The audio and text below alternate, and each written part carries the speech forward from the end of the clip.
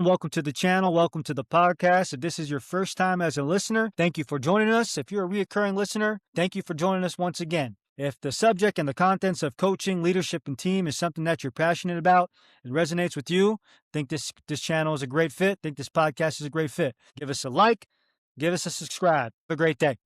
How's it going? This is Kane Ioane with the Coachers Podcast. In here with Coach Kane Ioane, defensive coordinator for University of Nevada. Coach, thanks for jumping on. Please tell us about yourself, family, background, all that good stuff. Yeah, man. I appreciate you having me on here. Excited to get on here. Excited to catch up with you a little bit, talk some life, talk some family. But yeah, as Yam just alluded to, my name is Kane Ioane. You can also pronounce that just so everybody out there listening can. I'm sure you'll see the name and all that, and there's some multiple ways to pronounce it, but my family's pronounced it Ioane for a long time. Also can be pronounced from a Polynesian standpoint, Ioane. So multiple ways in which that name has been pronounced. A lot of people put an L in front of it because they don't believe there's that many vowels to start a name. So you hear loan all the time, or I'll see loan on my hotel room key still to this day when we travel around. So, but yeah, husband to my wife, Kerri, a father to my son, Kyson, who's 6, and my daughter, Avah, who is 8. And as Yams just alluded to, I'm currently the defensive coordinator at the University of Nevada under head coach Jeff Choate, originally from Billings, Montana, the 406, and went to Skyview High School, and then made my way to Montana State University in Bozeman, Montana, where I was fortunate enough to play a little football there for 4 years, get my degree, and then after a real brief cup of coffee at the next level, I started my coaching career there at Montana State, man. And just kind of been fortunate to stay in this relatively the Northwest region or area for the most part. Montana State for a long time under 3 different head coaches, believe it or not, which is, when you think about it, man, I'm very fortunate to where I didn't have to bounce around a whole lot and was able to learn under 3 different head coaches over the course of however many years being at one spot, which is very rare in this profession nowadays. Then went out to the University of Washington and learned under a great staff there with Coach Peterson. Chris Peterson is the head coach. Pete Kwiatkowski is our defensive coordinator. Jimmy Lake is a defensive coordinator / secondary guy. Kaika Malloy is a D-line coach. Bob Gregory, a special teams linebacker coach. A lot of awesome coaches to learn under there. Then back to MSU as a coordinator for Jeff Choate as the head guy there. And then had a 3-year stint as the co-DC at Boise State, where I was fortunate to cross paths with our host today, and fortunate to cross paths with a lot of tremendous people and tremendous coaches, where a lot of guys that were with us through those times, 3 years at Boise State, man, we all stay connected and stay very close. And then had the tough choice of either becoming the defensive coordinator here at Nevada for Coach Choate or continuing my stint at Boise State, and I chose to be the coordinator here at Nevada, and this will be my 3rd year coming up, 2026. Overall, and I said this the other day, and it's crazy to say out loud, but I'm going on, I believe this will be my 23rd season in the coaching ranks, which is absolutely... That is absurd. You look like you're 39. You look like you're 39. Well, I appreciate that, man. Even if you want to lower that number a little bit, maybe. And you hoop like you're 29, though. You hoop like you're 29. I appreciate that, man. The hoop game still, I'm going to be hooping for life. No question about that. Yeah. I love how casual you were about your stint at Montana State as a player. Where was it 3-time All-American? What was it? I guess 4, if you want to get technical with it. My fault, Coach. Hey, my bad. At least that's what they say. I'm not going to argue it. It's the 4 times, but at the end of the day, man, I had great teammates. I really did. I had great teammates that I was surrounded by, and some tremendous coaches. I mentioned Pete Kwiatkowski being or having a chance to coach under him at UW.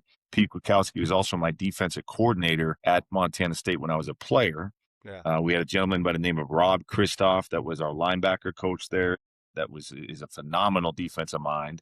My secondary coach that coached me for 3 years, a guy by the name of John Rushing, who was part of the Palouse posse back in the day at Washington State, and was a tremendous football player at the safety position himself. So he helped hone my skills at that position. And then Joe O'Brien, defensive line coach for us there, was a tremendous player at Boise State, D-line, All-American at Boise State, but tremendous football coach in his own right. And so, man, I was fortunate, man. I was surrounded by some tremendous defensive minds and young coaches that helped get me where I wanted to get to. And like I said, man, I had unbelievable teammates all around me that really carried me. And I just kind of was spoiled and got an opportunity to just jump on piles. And so they counted statistics the right way for me. That's awesome, Coach. Tell us a little bit about just your upbringing a little bit. I know your Yeah. pops was a longtime head coach, great head coach out Yep. there in Billings. Was it Skyview High School? Is that what it was? Yeah. Yep. So what was it like growing up in Montana? You know, you and your brother, two great athletes, two poly boys in Montana. Dad, great head coach. Yeah, man. No, so Pops is originally from American Samoa, comes over, grows up really from 12 years going forward in SoCal, and then gets a basketball scholarship. And not a lot of Polynesians fellas that play basketball. Let's just put it out there. But my pops is one of them. He got a basketball opportunity to play ball up at Billings, Montana, of all places. So he goes from American Samoa, East LA, ELAC, then up to Montana State Billings, or what was referred to as Eastern Montana College at the time. And then met my mom, who my mom is from a little bit everywhere, man.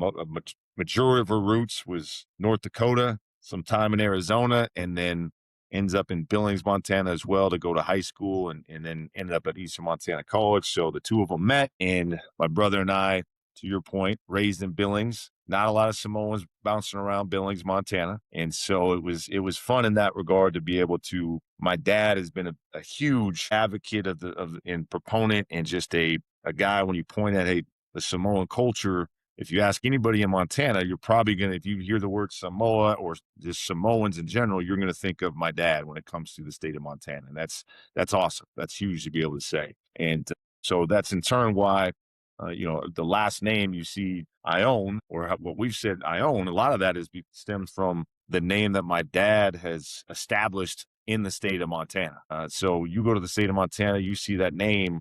That is my dad, man. He was the foundation of this whole thing between my dad and my mom, and why our name is what it is. And so it was fun growing up, man. But I'll be honest, there was some pressure that comes with it. You got my dad that was an All-American basketball player, a legendary slow pitch softball player, ended up being a scratch golfer.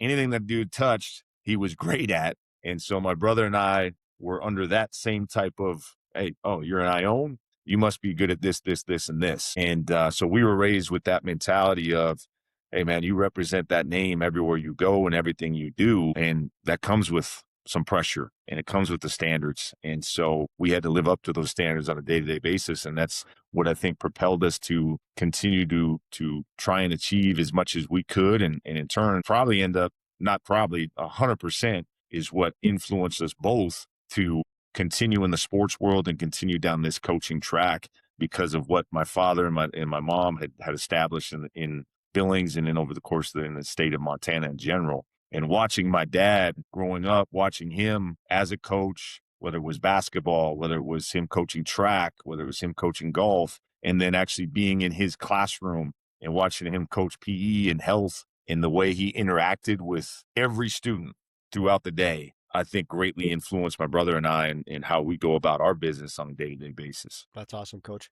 Kind of diving into that, why do you coach, and why have you done it for so long, and just, that passion and being able to sustain that for what did you say, 23 years? 23 years, man, which is wild. And so, I can give you the Give me the soundbite answer. Give me the soundbite answer. I can give you the soundbite answer, but I can give you the real answer as well, right? I'll start with initially, to be honest, I think there's a lot of student athletes and football players in general. I think you get done with playing football, everybody at some point hangs up the helmet, the cleats, the shoulder pads. You're forced to, some way, shape, or form. The game decides when you're done with football, right? And so for me, I think a lot of it initially it was an opportunity for me to stay close to the game of football because I loved it. And I still wanted to do it. And I think there's part of you as a college athlete in particular, when you get to that high level, whether it's the college athletes, whether it's guys that are fortunate to go on to the professional level as well, there's a piece of you that, man, I still want to be a part of the locker room. I still want to be a part of everything that is college football or professional football, everything that comes with that. It's hard not to want to be a part of that. And so when our staff at Montana State at the time asked me, hey, man, I know you just got done, you just got cut, you're back here, you're working out, you're staying in shape, trying to keep playing. But in the meantime, hey, why don't you try and help out and coach a little bit as well? So in my mind, I'm like, well, shoot, why not? Why not give do what I can to help these guys out. And so that's why I initially got into this thing, because my parents, to be honest, both my mom and dad were like, hey, go do business, go do something completely outside of this world of coaching, indoor education. But both my brother and I think once we got back into it, once we realized that we missed just that camaraderie that comes with being a part of something bigger than you, it's hard to give that up, right? And so getting back into that and being around that. And then once you're actually in the profession and you start to understand what it is to truly inspire, influence people on a day-to-day basis, that piece, I think, is what's kept me in it for as long as I have. Initially, like I said, hey, I just want to be close to the game. I want to be part of the locker room still. I wanted to be part of Saturday game days and everything that comes with that. But now that it's going on year 23, man, I could care less about that stuff as much as just the opportunity to truly inspire and influence on a day-to-day basis. And the fact that I truly love teaching. Like there's a part of me that really loves being up in front of the group and having a subject or a topic or something that needs to be taught, and having the ability and the wherewithal to be able to do that, and seeing the faces out in the crowd or seeing the guys on the field being able to execute the things that you taught or that you're trying to emphasize, man, that becomes addicting as well. It really does. And I don't think there's really anything else out there. I've searched, trust me, over the course of these 23 years, there's been plenty of times at the end of seasons or going into whatever time period or part of the calendar of this football thing that you're asking yourself, man, do I really want to keep doing this? And you start looking around for any other outlet, any other something that you could say and go, you know what, I think I could do that. And what I've found is, yeah, I could do that. I could go do something else, but I wouldn't have that great sense of purpose that I do now because of the profession that I'm in. That sense of purpose as far as waking up and realizing, man, I got to be on point today because there's 50 plus guys on that defensive side of the ball that need me today to help inspire them, to help influence them, to teach them. And that part, I don't think there's anything else out there for me with that type of sense of purpose. Yeah. No, that's a great answer, Coach. And that just made me backtrack and think like how you would go about addressing when you have to get up in front of the full team, how Coach Spencer would do it, how Coach Collins would do it every freaking day for special teams, how Coach Miley would do it. Like you guys were on every day. It didn't matter how you felt. Didn't matter what was going on in the outside world. Didn't matter what was happening at home. Like you guys showed up every day, checked whatever baggage at the door, and you guys freaking delivered, man. No, I appreciate that. And when you talk about influence, so obviously my dad was a big influence in that regard because I saw him do that on a consistent basis. My mom was the same way at home with my brother and I, and how she inspired, influence, and all those things. But I think there's so many peers that I've been around that have helped influence me in that regard. And you mentioned a lot of them right there as far as that group of guys that we had at Boise State and the guys that I've just been fortunate to be around in this profession in general. Over the course of my time at MSU, there were so many guys that I was able to run across or be a part of on the staff with that have inspired and influenced me in some way, shape, or form over the course of my time. And I've taken little pieces of whether it was, some way of how someone presents something or just who they are on a day-to-day basis or the consistency, whatever it may be. But I think there's so many guys I could go down on just a list of however many plus people that over the course of my time I've been blessed to be around that have inspired me in one way, shape, or form in this profession. And that's the beauty of it. That's why you keep doing it as well, is you get a chance to be around great people. No doubt. I could be mistaken. I thought I heard this somewhere. I thought I heard you say it. Your cup of coffee in the league was with the Bucks, right? Correct. That's right. And Mike Tomlin was your position coach? Yeah.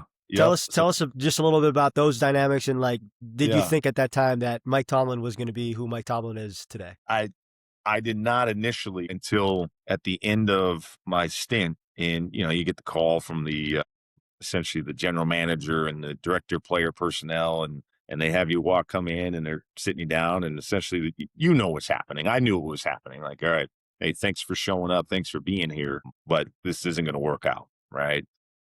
Stay in shape, blah, blah, blah, all the things, you collected some film, this, that, and this, who knows down the road. But then at the end of it, they said something that stuck with me in the moment was they said, hey, if anything that comes from the experience, that you had an opportunity to be under a guy and they were pointing at Tomlin, and they said, this guy is on the fast track to becoming a head coach in this league.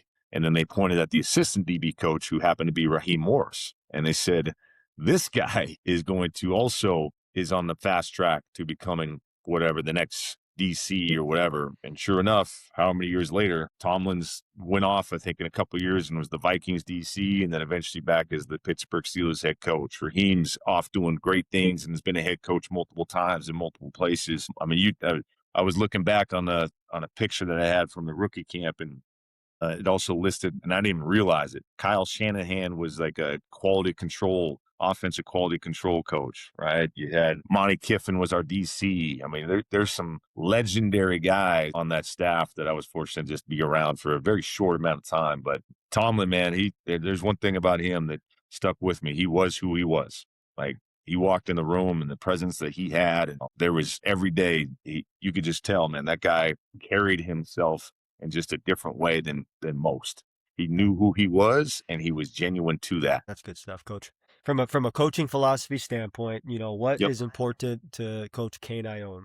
I got written down right here, small things equal big things. That was every day DB meeting. Every day, man. Every day. And that was, as I kind of went through some of your prep questions, that was, one thing that at the end of it, anything that, an acronym or a saying or a mantra or whatever. So I'll eventually get to that piece for sure. For me, man, and this, as I progressed through this thing, a big part of doing it was just figuring out who I was, figuring out my values. And as a young coach, you don't necessarily know that yet. And so as I progressed through life and just started to figure out exactly who I was, then I started to figure out what my values were.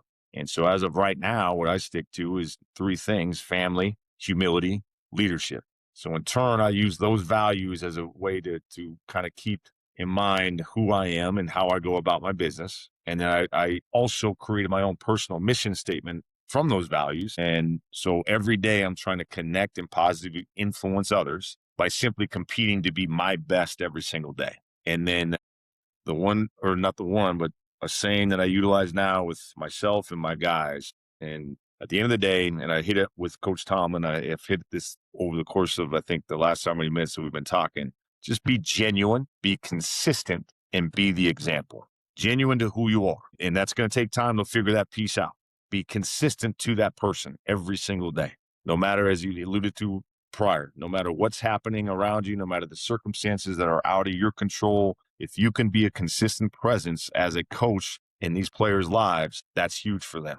And then be the example that you want. So whatever you're telling your players, if you can't hold that standard, what are we doing? So be genuine, be consistent, and be the example. Yeah, I like that, Coach. Kind of backtracking a little bit, and I don't know if you remember this conversation. I can't remember exactly verbatim, but we were sitting. Well, it was an away game, and we were sitting post dinner, and it was me, you, Davis, Cutter was on the table. I can't remember who else, but we start talking about, what it's like being a parent and being a coach, and how that kind of shifted your perspective. So can you kind of talk about, being a parent and being a coach? I just had a former guest on here who was a golf coach, and how, he felt that because he was a parent, it made him a better coach because it gave him, approach of a lot more patience, a lot more gratitude, and the perspective like, okay, these are someone's little kids right now. Correct. That you're dealing with. Yeah, no, I think that was such a huge moment for me, man. I've become such a better just person in general since my introduction to fatherhood, because I started to recognize and understand that there is so many things that are just so much bigger than what this thing called football is, and fatherhood being one of them. And so it allowed me to grow as a person away from the football facility. And that in turn made me that much better of a person when I walked into the football facility. And some of the things that just becoming a father and the challenges that presented just initially, my daughter's birth was not a easy birth. It was kind of a, holy cow, this is happening right now scenario. My son's birth was, he spent how many weeks in the in the NICU in Billings, Montana. And my wife had to be life flighted from Bozeman to Billings. And I was speeding however many miles per hour to get to the birth of my son, with the thought of I could lose my son, my wife, potentially both in this a matter of hours. And so all those things kind of allowed me to recognize that this thing called football is just one piece of what we do. But at the end of the day, if we can't be the positive influences like I hit on before, and if we can't be just a positive light for the people around us, whether it's our peers as other coaches, whether it's our support staff, and obviously as our players, then what are we really doing? Right. And this thing it isn't about X's and O's. It's not about any of that. In my mind, as a coach, we have to recognize that this thing is bigger than just whether or not a guy can be a good football player or not. And being a father has really forced my hand in that regard, as far as recognizing it's not about X's and O's. It's truly about the people in the building on a day-to-day basis. And we are very fortunate to do what we do. And we've got to have that attitude of gratitude on a day-to-day basis and how we approach this thing. Talking a little bit, or let's talk a little bit about, just kind of the decision-making process, for whether or not to take a job, whether or not to stay at a job, kind of the pros and cons that you and your wife sit down and talk about, and, how you guys land on a decision. Yeah, that's funny, man. It's so, for me, my young, dumb, single self, for a long time, I really didn't have to make that decision because I was fortunate, like I said earlier, to be at Montana State under 3 different head coaches. So that there wasn't a whole lot of, hey, do I go or do I stay? It was more of, hey, you get an opportunity to be retained. You got an opportunity to stay. You got an opportunity to learn. I'm like, all right, cool. Then all of a sudden I get engaged, and now here comes an opportunity to go out to Seattle and the University of Washington. And at the time, I was assistant head coach. I'd just come off a coordinator stint at Montana State, and Coach Choate had just arrived, and he's on the verge of pushing Montana State to new levels. And so that was really the first time that the fiance at that time and myself had to really sit down and go, what do we really want? Is this the right move for not only myself, but also now I have this other partner in life that we need to make these decisions. And so ultimately, man, what we've come up with over the course of our time, because now since that time, since going to UW, we have moved actually quite a bit over the course of these last however many years together as a family. And we have come up with a way in which we know this can never be a solo decision. This can't just strictly be about me and my ambitions as a coach, whether it be professionally, personally, whatever it may be. This has to be a decision between her, and now as our kids get older, it's going to be a decision of what's best for our family at the end of the day. And what's best for our family has changed as life changes. So it's literally every other year we have to sit down and go, all right, let's plan out if something were to come, if some other opportunity presents itself, what is the most important thing for us now as a family? Is it financially speaking? Is it location? Is it, and I think everybody's going to be a little bit different as they answer those questions. And you just got to keep in mind the priorities that you have as a family. And does that opportunity, whatever it may be, still provide for those priorities in a way in which is going to be healthy and beneficial for everybody as a family?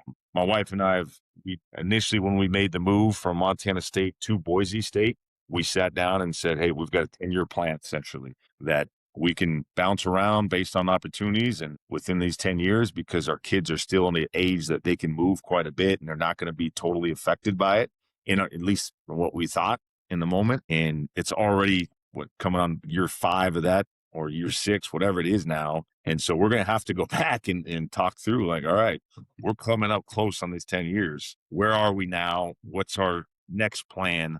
And in turn, decisions are going to have to be determined based off of a whole new set of criteria because of how life has just thrown different things at us as we progress through these last so many years. I like that, Coach. I like that you guys sat down and mapped out a 10-year plan. I got to do that with Haley. We got to do that. Maybe at least 5 years. At least 5. Maybe and I would go 5, man, because the 10 is things happen. And even right now, we're looking at it going, okay, we may have to sit back down after this year and really, again, diagnose where we're at based on different circumstances that come up in life, because life just never stops. And it never stops throwing curveballs at you. And so in turn, man, your criteria and your priorities, all the things, you just got to continuously reevaluate. And I think if you and your significant others are consistently talking about it and consistently on the same page, it's going to help every decision along the way. Greatest challenge in coaching?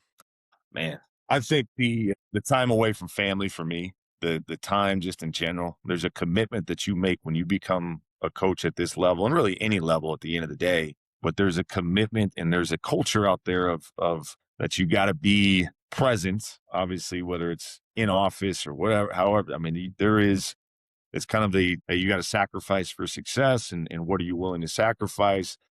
So within the realm of coaching, man, you are expected to sacrifice a lot. You're expected to sacrifice a lot of time, and time is the one resource you cannot get back once it's gone. And so, in my opinion, that's the biggest challenge is us as coaches and our sacrifice of time that we may never get back or will not ever get back comes to whether it's family time, just your own personal. Hey, my golf game is terrible nowadays because I just don't get the time to go spend on it. Right. So I call bullshit.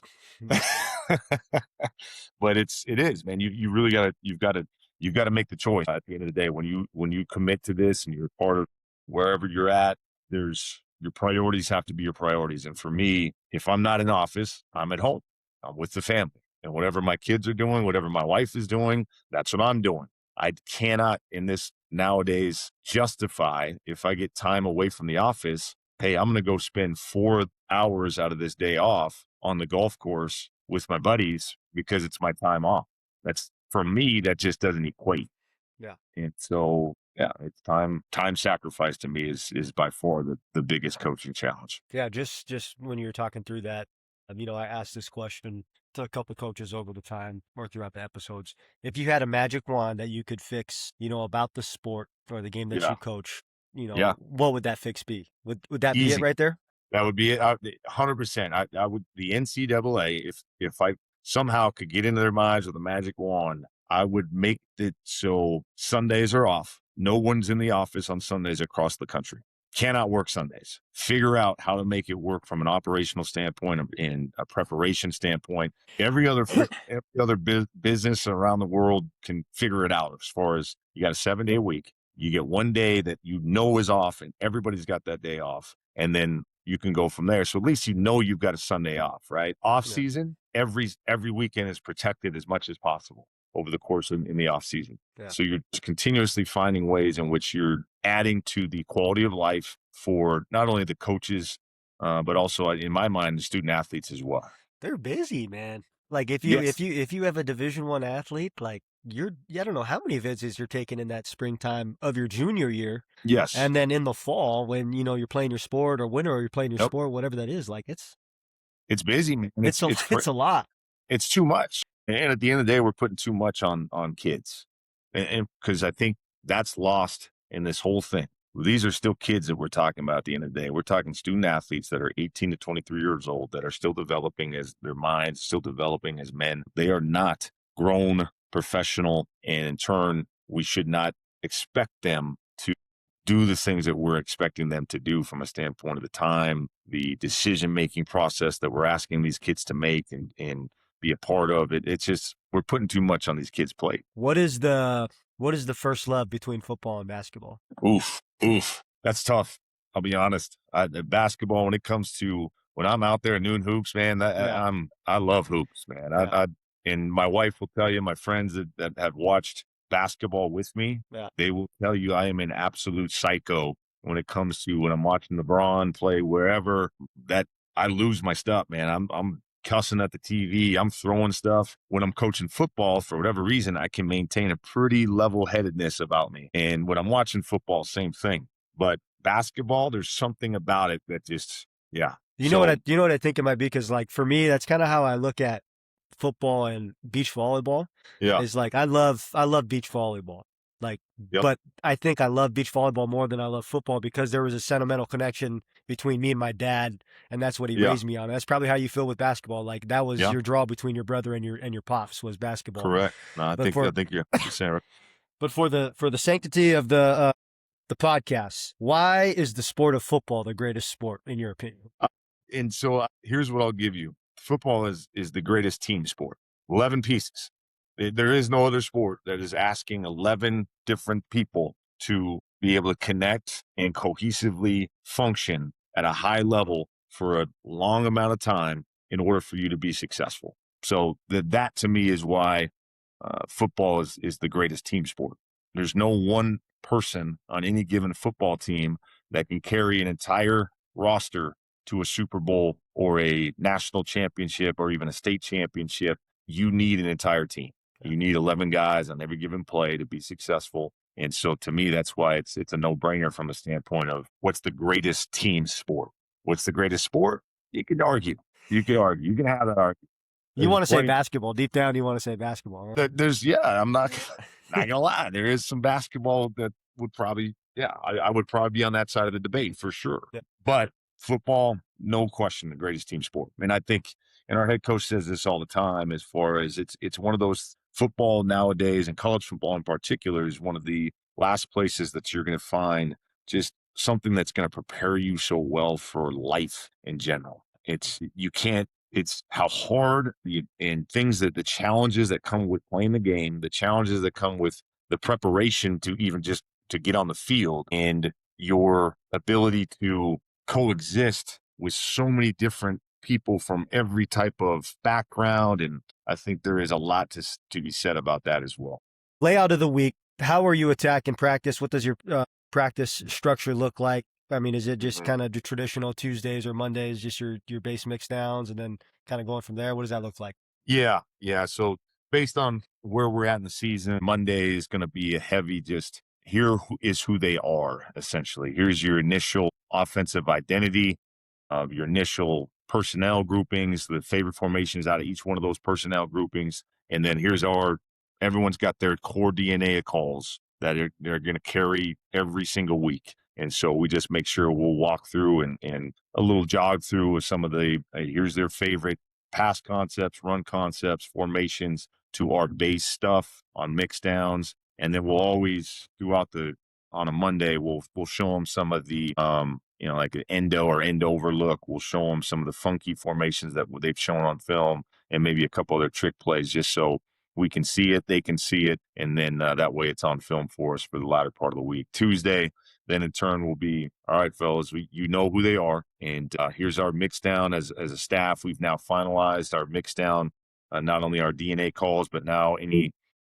pressures that we like on a mix down scenario for this week, any, different things that we may try and do to take away or eliminate some of the things that our opponents we know or where some of their explosives come from. So, or some of the issues that we know are going to potentially come up with some of the things that we do from a coverage standpoint. So we'll make sure on Tuesday that we hit all of those and get some good reps and good stuff on film there. And then Wednesday, we get more situational from a standpoint of second and pass, third and medium, third and longs, your blue zone, or what we call blue zone, because red's not in our vocabulary here. And then obviously your end of half, end of game stuff as well. And then Friday is just your typical, let's get them going again. We got to get them physically moving again. So we'll go through the exact same process as far as we'll start with the mix downs period.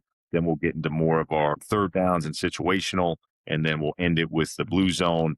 And then maybe one run through as far as the end of half or end of game clutch situation scenario. That's good stuff right there.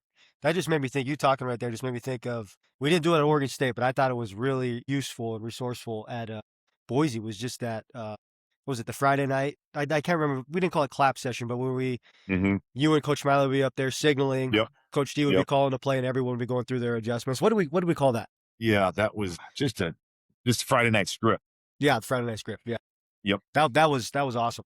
I liked how we did that. That should be standard practice for every No, I think I don't know if you've seen that deal where you've got Texas Tech and some of the other places. Oh, with the big flats. Yeah. Yes. And they have a turf field on the inside.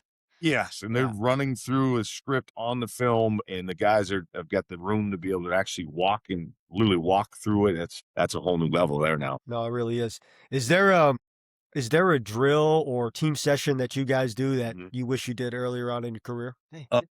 By the way, really my dog was over here just chilling, and she just chewed up my freaking daughter's golf ball. Speaking about golf. Yep, that makes sense. What type of dog is that? What kind of breed you got there? It's what is it? Golden Doodle, but she looks more like a golden retriever. We got a French bulldog. So that's right. I forgot. You got it when you guys got to Boise, right? That's exactly right. JoJo is her name, and she is something else. So for me, when it comes to drills, team session, things of that nature, it's not so much the drills as much as, in my mind, what I wish I would have done prior to, or just as a young coach, is just that preparation for drills, the preparation for whatever practice. That to me was such an eye-opening experience when I went out to UW and I got a chance to be around those guys and Coach Peterson and things that he would do and just everything that goes into preparation of practice in general. Like, I think people don't quite understand what all goes into, whether it's a 2 hour, hour and a half, 3 hours, the preparation that you need to do in order for you to have an effective, efficient practice is crucial in my mind.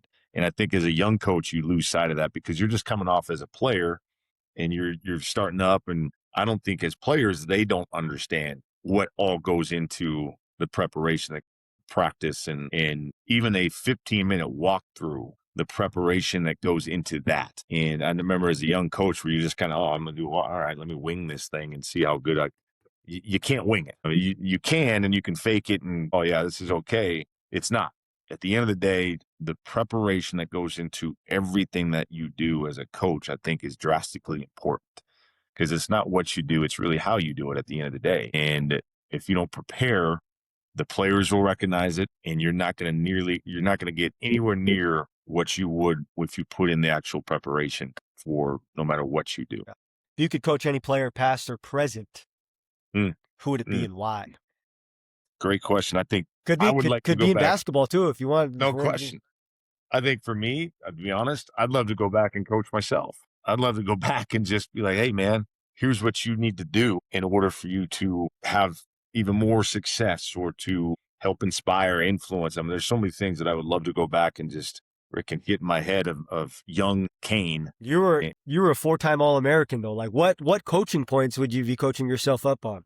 Oh, there's so much, man. There's knowledge out there that you think you know, but you had no idea. And I think there's so many things from. I mean, I think about my nutrition as an athlete back in the day, and some of the things from flexibility, there's so many things that I could have improved upon that you try and in turn obviously instill in your players now and all that. But yeah, I would definitely go back and try and influence that guy with the long hair and don't care attitude, and then. The other guy that I wrote down that I think would be kind of fun to just have been around would be, I would have loved to just Sean Taylor, man. As a safety, I would have loved to see just be around him on a day-to-day basis, just kind of how he went about his business. And then I wish he could have continued to play. And it was such a tragic scenario because in my mind, could have been one of the greatest of all time. There's no question. And so just to have been around him would have been fun. Yeah. You were on UW staff when they had Budda Baker? I just missed him by a year. Okay. I just missed him by a year. Gotcha. Yep. Preface or give you a heads up beforehand, the Anela question of the day. Mm-hmm. And her question was, what's your favorite Disney movie? Oh, this is a tough one, man. This is a tough one because if I get it wrong and my kids listen, they'll be extremely disappointed. But I got to go back to the class. There's a couple classic ones that when I was a kid that I know I enjoyed the most. I love that you got the computer pulled up right there. Yeah, man, you got to pull up some classic or some lists so you don't miss out on anything, right? I think for me, if you're talking just animated movies from the Disney era, I'm a big Aladdin guy. Yeah. I always enjoyed Moana is probably the new one for me. Yeah, obviously Polynesian inspired stuff there, man. That's big time. So yeah, I think those would probably be my top two if I had to really narrow it down. It's hard though. There's a lot of good movies that have sprung from Disney. Yeah, from a defensive philosophy, we kind of talked about your overall coaching philosophy. From a defensive philosophy, at Boise State we had tip of the spear. But what's important to you? What's something that you talked about what you put out inside the room?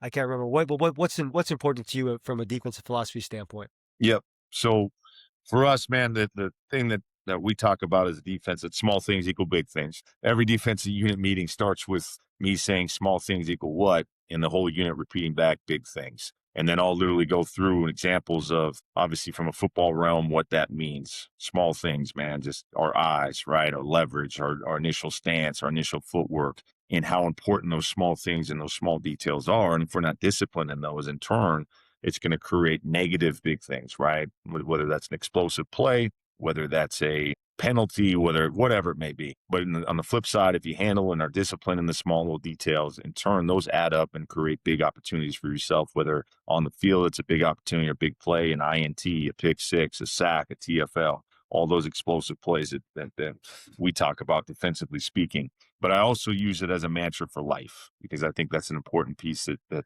guys understand as well, is being disciplined in the small things are eventually going to create big opportunities for you in life as well. And I always equate it back to my own life, whether it's fatherhood, like we talked about earlier, as far as just my ability to be in the present with my kids at all times. If I'm home, if I'm not present with them, and I'm losing out on the small little details of them and as they continue to grow. If I come home with a grocery list and there was 15 items on that grocery list, I come home with 12. That's not good for my Kerri and I's relationship, right? So just the small details and being disciplined those, man, in football and in life is it's huge. And so that's our mantra from a standpoint of what we try and emphasize on a day-to-day basis. From a philosophy standpoint, man, I'm a big proponent of understanding that it's about the personnel first. It's about the people within your room, and what can we do as coaches to make sure we take full advantage of the strengths and weakness, or the strengths of our unit, our personnel, and try and disguise the weaknesses that we have within our personnel. And that's on us as coaches to make sure that's a big piece of it. From a philosophy standpoint, number one for us is we have to be the most physical unit on Saturdays, and most of the time that's stopping the run. And for us, and this is a little bit different and unique, but for us, we don't talk gaps. We talk as far as, hey, we're going to stop the run with leverage, layers, and numbers. And that's a philosophy that I've come to over the course of time and doing this thing for a long time now. I think it simplifies things for our guys, and in turn, our guys can play extremely fast and physical the way we want.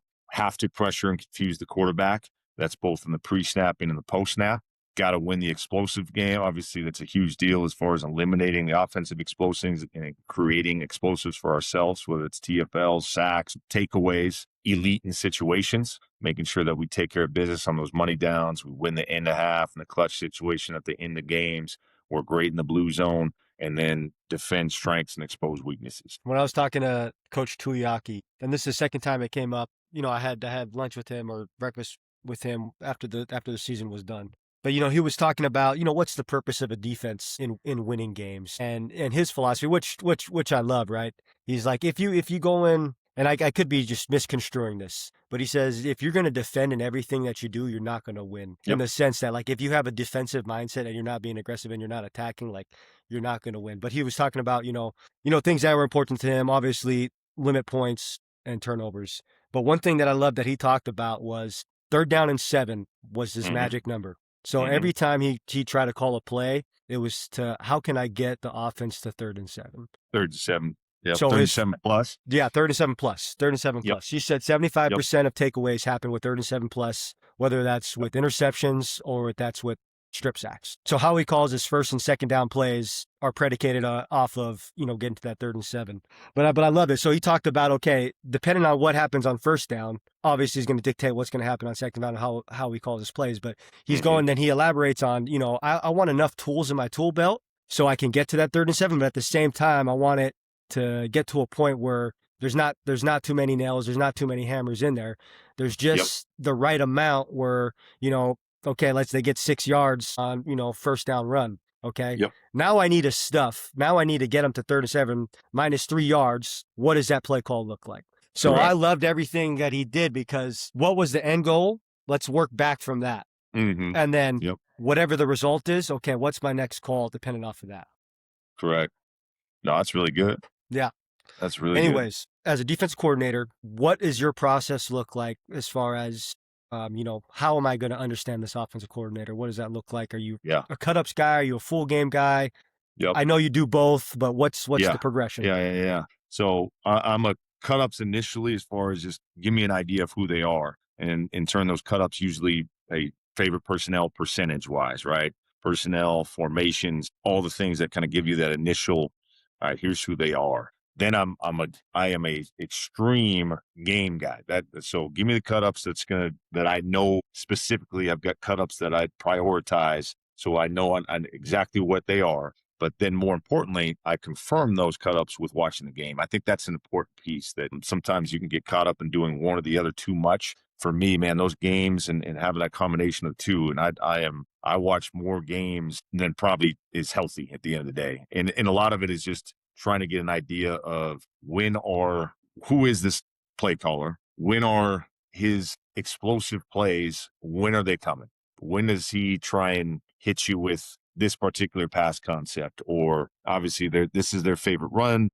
Is it just a favorite run because mixed downs, or when are these plays coming that we have to stop? So in turn, I've got as you mentioned, the tool belt and the tools. I've got the call ready when that specific play call is coming that I know is an issue for us. And that in turn, I think allows me on game day to be very confident in all my play calls, because it's like, yeah, I have a feel for the rhythm of this guy, when he wants this, when he's thinking this. And then in turn, obviously the self-scout piece as well of understanding who I am. Yeah. And in turn, being able to adjust or see my tendencies and all right, I've got to be able to break these tendencies because this is what he's seeing on the other side of things. Yeah. So I'm made obsessively watching games and just to get a feel for not only the opposite or the opponent's play caller, but also my own play calling tendencies as well. As a DC, and I'm trying to think, how do you kind of delineate, like, hey, I know that was a good play call. I feel really good about that, but man, we just gave up a 60-yard touchdown. And like, how do you not move away from that call knowing it was the right call in that right situation? Yeah. But maybe, the guy just made an error, Just having an idea or knowing, you've got to know your system, right? You've got to know your calls. You've got to know your defense well enough to understand and know, like, okay, if I call this is the risk that comes with this call. And in turn, sometimes that risk is worth it. Sometimes that risk isn't. No, this is a safe call. There's no way in hell that should have ended in a 60-yard touchdown. Yeah. So what happened, right? And so knowing your calls well enough to understand and know when to call them and why you're calling them. And then your players should have that same mindset and that same thought process. That's where I think it starts to become really good, is when your players are in your head. Your players know, oh yeah, coach is calling this because of this, or hey, it's third and whatever, here's the play call coming from coach, or we're anticipating this because we've prepared for this all week long. When they're at this yard line on this hash, here comes this play. So I bet Coach Ioane's going to call this because he's anticipating this. Yeah. That's when I think it comes into, you start to see something special starting to happen there. Yeah. And that allows you to understand and know, like, hey, I called this to stop that. Yeah, they they hit me with something that I wasn't expecting.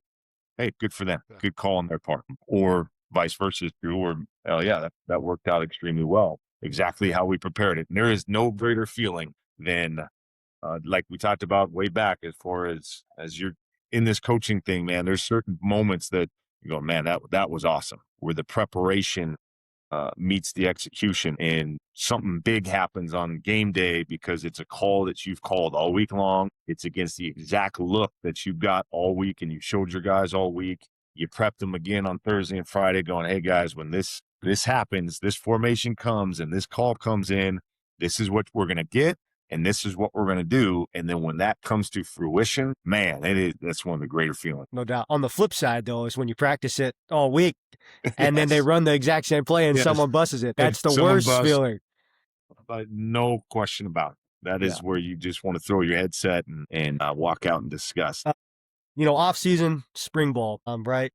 Obviously, coaches, whether you're a 3-match coach, whether you're a middle open coach, like, what does that look like as far as, hey, I kind of want to add this call, or I kind of want to dabble in this? Like, what does that process look like? Do you get to experiment with spring ball, and if it doesn't work, it doesn't work? Or if it does work in spring ball, are you carrying it over to the fall? And then once it gets in game time, like, what does that process look like? Yeah, no, that's a great question. I think that stems from obviously your self-scout immediately following the season and going through and figuring out which calls worked, which calls did not, which calls you want to eliminate, and then in turn get an idea of, here's something that we can add to our menu that fits what we do already. So you can continue on. I'm a big same as this, same as that. So in turn, our guys can, it's just this, it's just same as this, same as that. So in turn, even though you're adding something, it's really not adding anything, right? So as long as you can fit it into, because everybody can watch on TV or on film or on whatever it is, and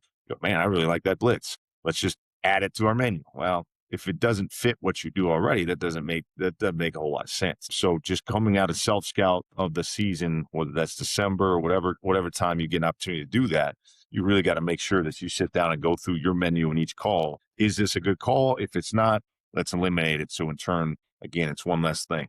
For me right now, January through all the way through spring ball, it's not really an exploratory time for me. It's really more of let's refine what we've done and make sure that our guys have a great feel and understanding of our core DNA calls. Because in today's NIL world and transfer portal world, January is essentially a new roster almost every year. So I've got to be able to go into a January defensive unit meeting and start to build that foundation of defensive football at Nevada.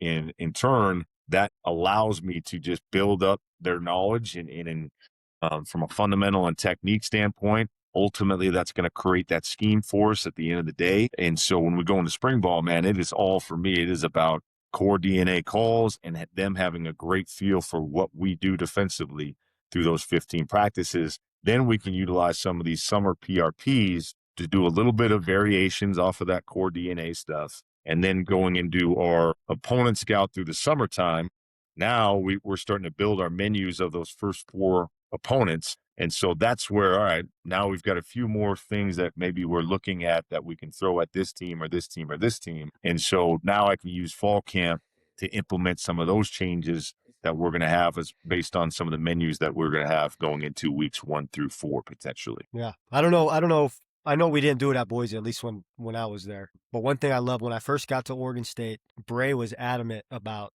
he needed a call tracker every day. Yeah. So like whatever he called during practice, we'd go back, print out a little sheet. Then we do the same thing when we got into third down situations, But he took that in with him during the season, and we had it formatted, okay, calls, formation, and play. And so that way when he was building out his Friday script, it was like, okay, what didn't we get? What do we need to see? But I thought that was awesome how he did that. And it was good because springtime, he wanted his spring and his fall to almost reflect each other in the sense that hey, I'm going to drill this during springtime. I better drill this during fall time. And then it was nice too. Then we did the same thing in season. And that way he can kind of retroactively look like, hey, what did I call during the season? Because I mean, you would know once the bullets are flying, man, you're going to call some stuff. You're going to go back to what you're comfortable with. Correct. 100%. So it was kind of cool to just, retroactively, hey, this is what I called during the season. This is what it looked like during fall camp. This is what it looked like during spring camp. Just to make sure like you weren't, spending time on stuff that you ended up not running at all during the season. Exactly right. That to me is why I'm 100% with that. And I do the same thing from a standpoint of during the fall or during spring ball. Here's my calls. Here's what I called, however many times, whatever it was. And then fall camp, do the same thing. And so in turn, you're making sure that the stuff that you're trying to emphasize, or the calls that you are actually calling are being repped the times that you need. And in turn, your guys, when push comes to shove, if I call this call, I know there's however many reps of this evidence that we can execute that call, as opposed to trying to come up with something that, oh, this looks great, but we've never repped it. And how are we expect our guys to actually be efficient in that if we haven't repped it throughout, whether it's spring, summer, fall camp, whatever it may be. Yeah. This was kind of a product of just attrition throughout the season. But in 2025, about halfway through the season, there was just a bunch of banged up receivers, banged up offensive linemen. And so there was a lot of guys from the scout team that needed to get pulled up. But we ended up doing just good on good scout sessions. Yeah. And we had, the QC would get with the defense QC and the offense QC, and they'd show them the plays, and they'd be like, hey, this is this play. And they just script it out. So that way, it would alleviate us from drawing a card. But I guess where I'm going with that was, there was so many good on good reps that the quality of reps were better. There were lesser reps, but the quality of reps were better. And it kind of saved our guys' legs, from the midseason on. I thought that was beneficial. I don't know if that's something that you guys dabble with there, just as far as good on good scout teams. So it would be the second team, the second group running with, the first against the first D and vice versa. Yeah. We've got service periods is what we call them, where our offense, to your point, the second team offense will service our first team defense, and then vice versa. So we get the speed that you're looking for. And I think it does help to your point, if you can equate it to what offensively they're doing, so in turn, that second team offense can actually run their own plays and you just get a better look. May not be the exact picture that you need from whatever opponent that you're going against that week, but at least you're getting a fast picture of it regardless. And I'm with you, man. I think that's huge from a standpoint of playing fast. You can be a little bit more efficient. It definitely cuts down on drawing cards, which I know from a GA intern and young coach's standpoint, that's a huge deal too. So I'm but laughing because you were talking about, just, obviously sacrificing a lot of time. And mhm. in that first year, Jabril and I were so shitty at our jobs as graduate assistants. So shitty. Jabril was better than I was, but we were pretty shitty. We were both kind of new to it and, treading water. But speaking about that, it's like when I got to Oregon State, they just hand drew everything. And it was the Yeah. freaking easiest thing. But at Boise State, we did everything on the computer. On the But freaking Visio stuff or whatever. what I'm trying to say is, like, you get in season mode and you get in football mode, and then it becomes survival mode. So you Yeah. do what you're most comfortable with. And it's Yep. not always the most effective, and it's not always the most efficient. Because, like, there's a lot of 12 o'clock nights, 1 o'clock nights in that first year. If someone just said, hey, no, just hand draw it, it's like, oh, we would have been out an hour earlier. I mean, there's a lot of times I'm over there stuck in my freaking corner in our defensive staff room fucking doing 7-on-7 cards. Like, dude. And you guys mentioned it several times. Yeah. Like, why don't you just handle it? Just like, if you don't know what you don't know. You know what I mean? That's and exactly you it, just man. get caught up in it and you're like, man, this is what I know. This is what I'm comfortable with. Yep. And I'm just doing it. Yep. I think one of your questions was, from a younger self standpoint, what would you advise or what would you tell your younger self from a coach standpoint? I think kind of along those lines, man, you don't know what you don't know. Try and stretch and grow and get out of your comfort zone as much as you possibly can, because that's the only way you figure out exactly whether it's an efficient way of doing things or just essentially figuring out who you are as a coach. And once you figure that out, then in my mind, you have the opportunity to then in turn be the best version of yourself. But if you never actually figure out who you are and you never put yourself in a position of being uncomfortable and having to stretch and grow, you don't get the opportunity to become what you should be. And just things like that to where, well, this is just kind of what I did. And so I'm just going to keep doing it. Oh man, why don't you try and do something a little bit different and see how that goes? It may initially be harder, but sometimes choosing hard is the best thing for you. Yeah, it was way easier. It took me about 2 days to figure it out. Like, I'm freaking dumb for this. Jabril and I are stupid for not just doing this sooner. From a recruiting standpoint, what does the ideal safety look like to you?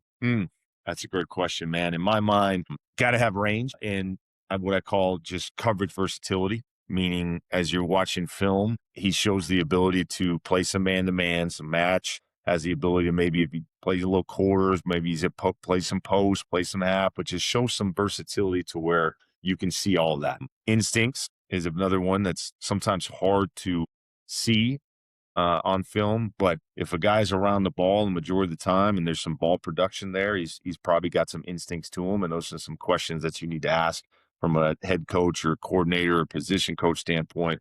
What are his instincts and things of that nature? Ball skills as a safety or just as a DB in general is extremely underrated. Where you see the guy tracking the ball, whether it's the deep ball, if he's a post defender or half defender, being able to get to that interception point, if it's a, your digs, your outs, things of that nature. But those ball skills, man, those are extremely important because for that production piece. Is he a reliable tackler? And whether it's short space, indoor, more importantly, those big space. And him having the ability to knock that ball carrier down, it doesn't necessarily have to be the greatest technique in the world, but does he get ball carriers on the ground on a consistent basis in big space, indoor, short space? And then, all right, is he the quarterback of the defense? Does he have command back there? Does he demonstrate communication skills? Because that to me is an important piece of this position as well. Yeah. No, I like what you said about reliable tackler, because I think at least for me, when you're looking on film, you kind of like the flashy, the big hits, the nice open field tackle, but tackling can be ugly, but as long as you get them down to the ground, I mean, that's it. That's the main objective right there. That's it. Or like me, where I jumped on piles a consistent amount of time, man, that allowed me to rack up some stats in that regard. No doubt. Is there anything like kind of unique that you like to look for, indicators for athleticism? Just to give an example, I always throw this out, like Coach Mirabal at Oregon. How did an offensive lineman get off the ground? Was it explosive or was it, oozy segmented coming off the ground? Yeah. No, that's good stuff, man. I think one thing I love recruiting quarterbacks or safeties that played quarterback for their team, just because of it. I think helps with the that communication piece and being that leader of the back end or the defense in general. So finding guys that have played quarterback, I think it helps quite a bit. But then some things that I look from a personality standpoint, man, are is he a competitor? And asking for specific examples of what that means. And in turn, having whether it's the head coach, whether it's the defensive coordinator, your position coach, giving you specific examples of how is this guy a competitor? Is it, he doesn't want to lose in video games, or he's constantly doing something, whether he's a multi-sport athlete. Some of those things kind of lend towards, this dude, he's a competitor. He loves to compete. Humility, as I said before, that's a huge value for me. Yeah. And so in turn, I'm looking to be around people that have great humility to them as well. And that includes players. I do not like coaching kids that have an entitlement mentality. That's just, I struggle with that. And so I'm looking for examples of humility. I'm watching them in practice and looking how they react to teammates and how they react to circumstances that are out of their control. Are they a team first type of guy as far as that family piece, which is important to me? And just, again, asking for examples of that as you're going through the process with them. And are they truly team first, or is it just a cliche that they like to throw out there that I'm all about the team, but really their actions don't necessarily speak that. So you have to do some digging as you start going through the process with you guys. I think it's easy to find and identify guys on film that can play the game of football. Yeah. The hard part about recruiting is finding these other pieces that are going to essentially disallow them from being successful at whatever university or program that you're a part of. And I think to me, that's the big piece, man. Find the reasons why they're not going to be successful. And are those reasons going to be enough for you to say no? And that in turn allows you to eliminate more people and really pinpoint guys that, hey, I've gone through the exercise of trying to find the null, essentially, no different than a scientific method. And then in turn, eventually you're going, all right, yeah, I feel like this guy's got an opportunity to be successful for us. I like that. That's a good little approach right there, just to kind of clarify that. So instead of like taking the approach of, hey, does this guy fit our program? It's almost like deductive reasoning in the sense of, does this guy not fit our program and why? Correct. Exactly it. No different than in anything else in life, right? A lot of times you're going to continuously find it when I'm arguing politics or I'm arguing certain things sports related, right? I'm going to go out and find everything that I can that's going to help me with my side of the argument, as opposed to looking at it from the other side and trying to find as much information that is going to make my opinion false or make my opinion not correct. Same thing when it comes to recruiting. In my mind, it's let's find as much as we can to go, you know what, this guy isn't going to be a fit. That in turn, because it's too easy for the opposite way of things. It's too easy to just go, yeah, this guy is his highlight or his game film is really good. He's got all these things what are we missing here? Yeah. Well, you need to dig deeper, because I'm sure there is something you're missing. And usually the things that you didn't look at, or the things that were flashing in front of your face, just did not want to pay attention to it, are the things or the reasons that show up as soon as they get on campus, and you're going, well, that's a miss. Yeah, they got a couple more questions here, and then I set you on your way. I know you're running a little long, but I definitely, we're good, man. Definitely appreciate your time. I think Coach Choate was one of the first coaches that I seen from a national standpoint kind of leaned into the NIL, like, hey, come here for X amount of years, be a productive player, and then we'll send you on your way to, a bigger institution. Can you kind of just talk about that process and how, the likes of NIL now has kind of changed your guys' evaluation and recruitment process, and how you guys are leaning into it as a program? At the end of the day, we're in the NIL time period, or however you want to look at it. This NIL is not going away. The transfer portal is not going away. They may change it from a standpoint of how many transfers, however it goes. But instead of complaining about it, instead of trying to find all these different things that this, that, and this, we have decided that we're just going to embrace it, and we're going to understand that our job is still to develop our players to be the best versions of themselves on a day-to-day basis. And if that means that those guys then in turn go out there and perform at an extremely high rate and produce, and that allows them to go and continue to have success, whether it's some other program as far as a P4 program, or if it's the NFL and they enter their draft, we've done our job from a developmental standpoint. So we've just embraced that idea of, hey, we're a developmental program that in turn is going to help you grow as a man, first and foremost, in turn create some habits for yourself that's going to allow you to be successful on and off the field. And if that means that the best version of you in turn gets more opportunities, then by all means take those opportunities. Yeah. That's awesome. I'm not going to sit here and go, nope, we don't want guys leaving. That's just the nature of the beast now. And shoot, we've been doing it as coaches for as long as this college football game has been going.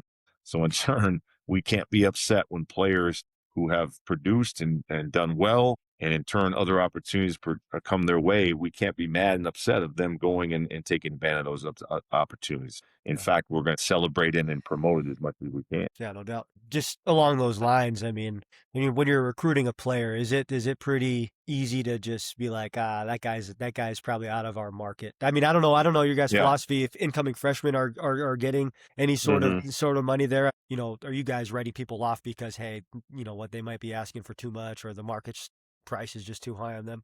Yeah, I think you have to know exactly like we talked about in the previous, or we were talking about recruiting and what is going to disallow this guy from being a part of this program, whether it's a negative, positive, whatever it may be. That part now is part of that equation. That's part of, and myself as a coordinator, position coach, we don't mess around a whole lot with conversations about money. That isn't part of our job description as far as having those conversations. What we do is just bring these guys to the table and in turn vet them as much as we can. And then when the money conversation happens or occurs, then that's on our general manager and our head coach to decipher whether or not that's within our capabilities, essentially, from a financial standpoint.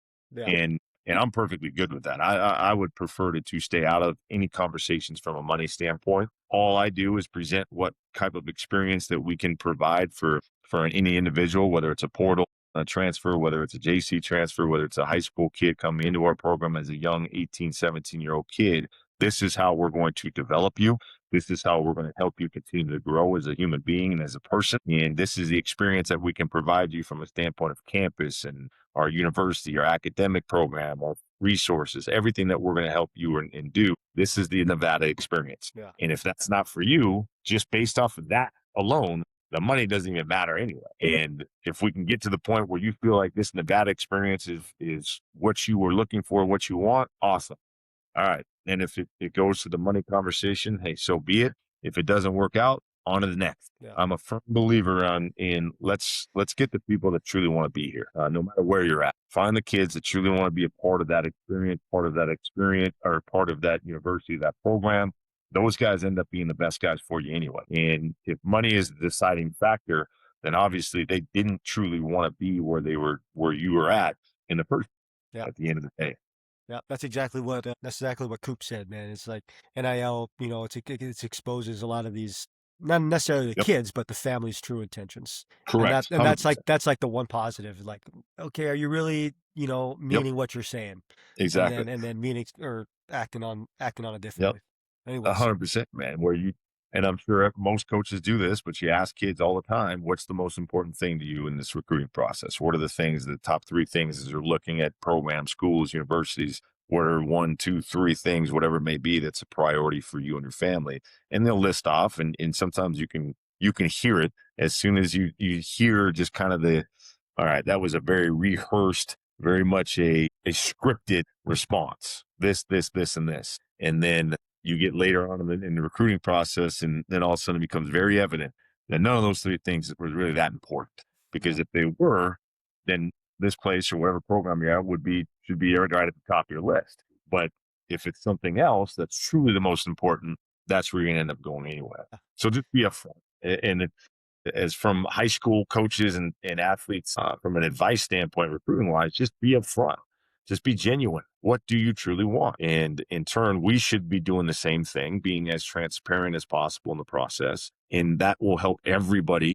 And there'll be less issues or situations of, I didn't get this, I didn't get that. if people are just transparent from the jump. If you want to go P4 and Nevada is not on your list or radar, by all means, please tell me that. That's one less person that I need to recruit. And that's awesome for me. That's one less FaceTime you got to hand around. One less FaceTime. 100%. I am all about eliminating guys off a list. I don't need a big list. I don't have the time for a big list. Let's eliminate as much as we can. Give me the guys that are truly want to see what Nevada football is all about. Let's go through the process and figure it out from a transparent and genuine place. Yeah. Any final advice on coaching, teaching, leadership for the good of the community? Man, I think at the end of the day, as I said from the very jump, just my coaching philosophy in general, as far as just being genuine, being consistent, and being the example. We need genuine people in this profession. We need guys that are going to be consistent in who they are and their values. And we need people that are truly about what they say they're about, and to set the example for their players and their peers and just their kids and everyone around, and just good people in this profession. Because if not, man, this thing, just like anything else, if it's full of people that are in it for the wrong reasons, then it's destined for negative outcomes. Yeah. Well, shoot, man, I appreciate your time and I appreciate your insights. Always good catching up with you. Yes, sir. I want to run a hoop session here soon. Got to figure that out, man. We got some guys in here that we compete a little bit. So come on down to Reno, man, and get yourself some noon ball, and it'll be a good time. Yeah, but I appreciate you, man. Awesome being on here, and great catching up with you as always, man. And give my best to the fam.